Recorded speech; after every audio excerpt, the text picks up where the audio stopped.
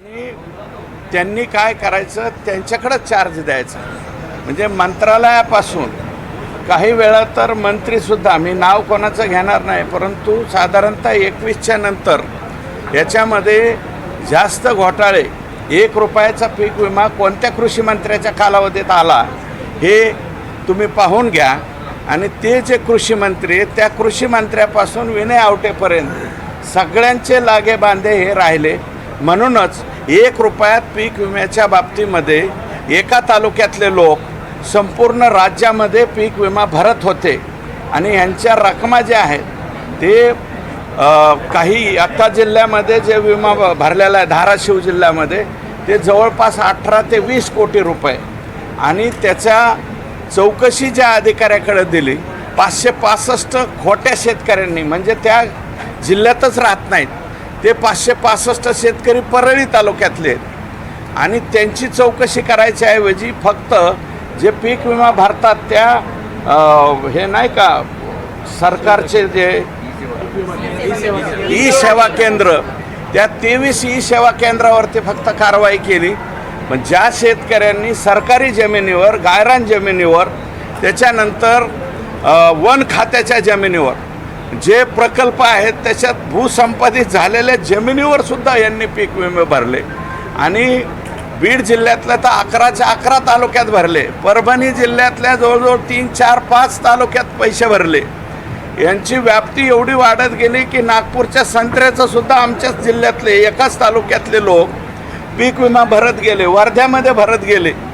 अमरावती, जालना, सगळ्यात मोठं प्रकरण आता जे जालन्याचं निघालं आहे, जालन्यामध्ये सुद्धा आमच्याच लोकांनी पैसे भरलेले, आमच्या म्हणजे तत्कालीन कृषी मंत्र्यांच्या लोकांनी.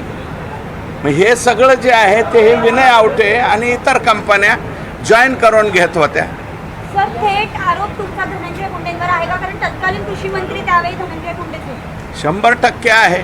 नावानिशी पत्र दिलेत मी तत्कालीन कृषी मंत्री, आणि याचं माझ्याकडे एवढा मोठा गठ्ठा आहे, याचे पत्र दिलेत मी, त्याच्या चौकशा सुरू झाल्यात. हे बघा, मी पत्र दिल्याच्या नंतर कालच सभागृहात सांगितलं की मी कृषी निविष्ठा, त्याच्यानंतर नॅनो युरिया, नॅनो DAP, त्याच्यानंतर सोयाबीनच्या बाबतीमधला घोटाळा, कापसाच्या बंडीमधला घोटाळा, या सगळ्याची जी आहे तक्रार केल्याच्या नंतर याच्या चौकशीचा प्रमुख विनय आवटेला केला. आणि विनय आवटेची ज्यावेळेस तक्रार केली त्यावेळेस ह्या 78 ज्या कृषी निविष्ठा कंपन्या आहेत ज्या अधिकाऱ्यांशी संबंधित आहेत त्या 78 कंपन्यामधल्या 2 कंपन्या एका माजी अधिकाऱ्याच्या मालकीच्या होत्या. त्या रिटायर अधिकाऱ्याला यांच्या चौकशीचा प्रमुख केला. म्हणजे आम्ही जे केलेला भ्रष्टाचार आहे याच्यावरती तुम्ही पांघरून घाला आणि तुमच्या पांघरून याच्यावरती आम्ही पांघरून घालतो, हा धंदा त्या ठिकाणी झालेला. गैरकारभाराचा मुख्य सूत्रधार कोण? नाही, ह्या सगळा जो गैरव्यवहार आहे हा मेजॉरिटी आमच्या जिल्ह्याचे कृषी मंत्री होते त्या कालावधीत जास्तीचा झालेला आहे. तो पूर्वी अब्दुल सत्तारांच्या कालावधीत एवढा झालेला नाही, त्याच्यानंतर आत्ताचे जे शिक्षण मंत्री आहेत त्यांच्या कालावधीत झालेला नाही. आणि माझं तर स्पष्ट मत आहे की मी काही नावं घेतलेली आहेत तिथं काल. हे जे खातं जे आहे ते मुळात जेलमध्ये गेलेले आकाश चालवत होते, आमच्या जिल्ह्याचे कृषी मंत्री चालवत नव्हते. या कृषी खात्यातले अधिकारी, पीक विमा कंपन्यांचे अधिकारी, कृषी निविष्ठावाले अधिकारी यांची पुढं हिंमत एवढी झालेली आहे की एकनाथ शिंदे साहेब मुख्यमंत्री असताना मुख्यमंत्र्याची खोटी सही हाणून पत्र आणलेलं आहे किरण जाधवच्या नियुक्तीसाठी. कारण 15 वर्ष तो गुण नियंत्रणवरती होता, गुण नियंत्रण खातं, त्याची नियुक्ती करण्यासाठी एकनाथ शिंदे साहेब मुख्यमंत्री यांचं खोटं पत्र जोडलेलं आहे. कारण मी नंतर माहितीच्या अधिकारात ते पत्र मागितलं, मला पत्र द्या, तर कृषी खात्याकडं ते पत्रसुद्धा नाही. पण नोट मात्र त्या पत्रावर पुटअप झाली आणि त्याच्यावरती किरण जाधवची नियुक्ती गुण नियंत्रण विभागात 15 वर्षाच्या नंतर सुद्धा झाली. की महादेव मुंडे प्रकरणामध्ये आरोप केले जात आहेत पुन्हा एकदा महादेव मुंडे प्रकरणामध्ये मोठ्या किती हा सायको किलर आहे आणि वाल्मिकरांच्या मुलाचा सुद्धा हो 100% आहे. फक्त 12 गुंठ्यासाठी मारला होतो गरीब माणूस.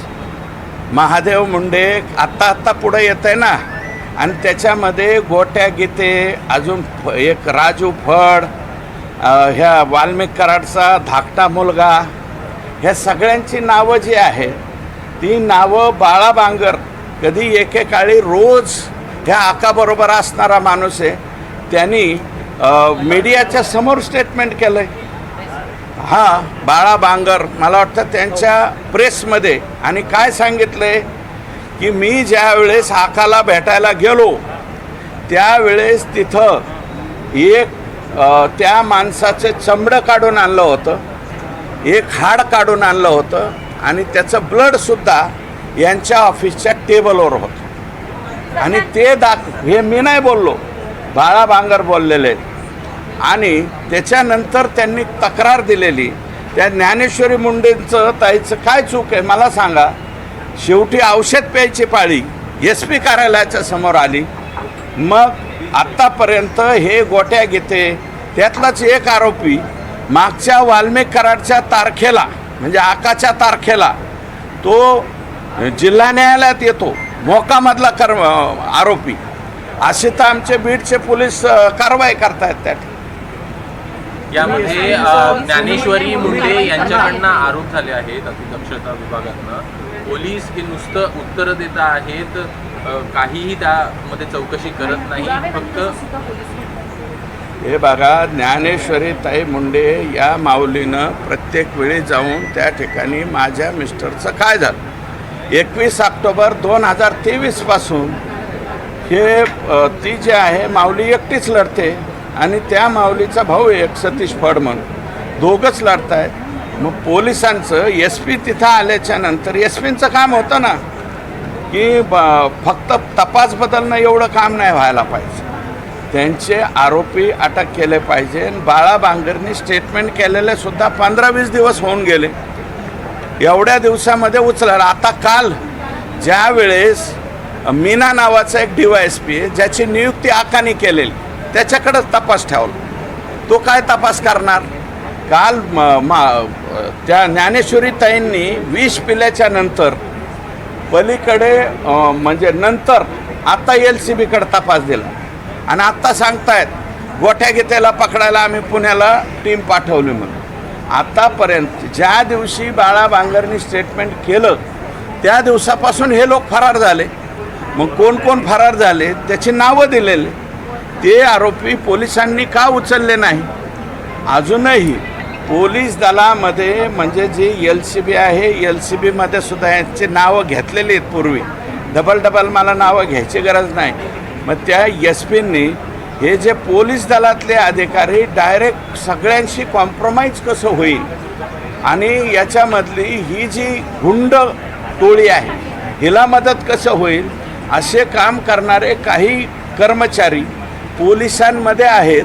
त्यांच्या साईड पोस्टला टाकायला नको SPंनी, त्यांना LCBला घ्यायचं, त्यांना फक्त परळीतून काढायचं. नंतर सगळीकडे लक्ष ठेवायला हे लोकांचे मोबाईल जर चेक केले तर हे किती वेळ पोलीस दलाचं काम करण्यापेक्षा ह्या आका कंपनीचं काम करतात, हे उघड होईल.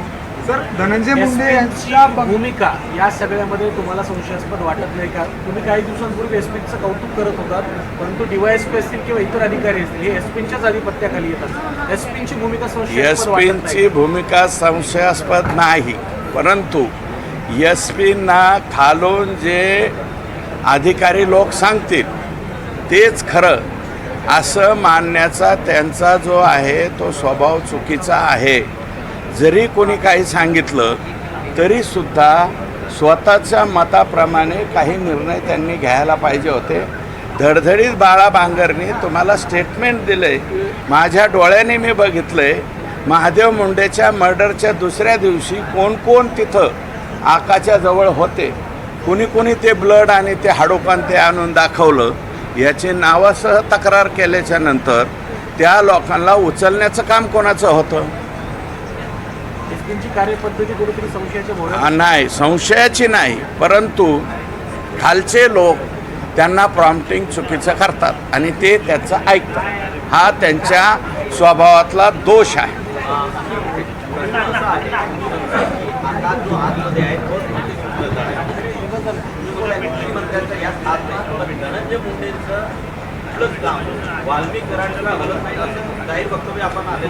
शंभर टक्के हे मी नाही म्हणलं. वाल्मिक म्हणजे धनंजय मुंडेंचं पान ज्याच्यामुळं हलत नाही ते आका, असं मी नाही म्हणलं. पंकजाताई म्हणलेलं आहे. ते दसरा मेळाव्याचं स्टेटमेंट काढा, त्याच्यात ते सुद्धा म्हणलेलं. कृषी मंत्र्याचा सहभाग नाही असं कसं? सहभाग आहे ना. कृषी मंत्रालयापर्यंत याचे धागेदोरे, पीक विम्याच्या घोटाळ्याचे, त्याच्यानंतर नॅनो युरिया, नॅनो DAP, कापसाची बंडी, सोयाबीनच्या बाबतीतल्या काही ज्या करायच्या हे आहे, स्प्रे पंप, प्रत्येक खरेदीमध्ये घोटाळा करण्यात आलेला आहे. विद्यापीठाला दिलेल्या कामाच्या बाबतीत सुद्धा घोटाळा करण्यात आलेला आहे. त्या परळीमध्ये कोण एक तालुका आहे, तिथं कृषी महाविद्यालय स्थापन करायला 100 कोटी रुपये तिकडं पण दिलेले. जाऊन तुमचा मीडियाचा एखादा हे पाठवा, त्या कृषी म्हणजे विद्यालय जिथं स्थापन केलं आहे तिथं खर्च झालेली रक्कम आणि ॲक्च्युअल काम हे पाहिलं तरी चालेल. परभणी विद्यापीठामध्ये 114 कोटी रुपये हे फक्त उचलून घेण्यासाठीच पाठवण्यात आले. असे अनेक घोटाळे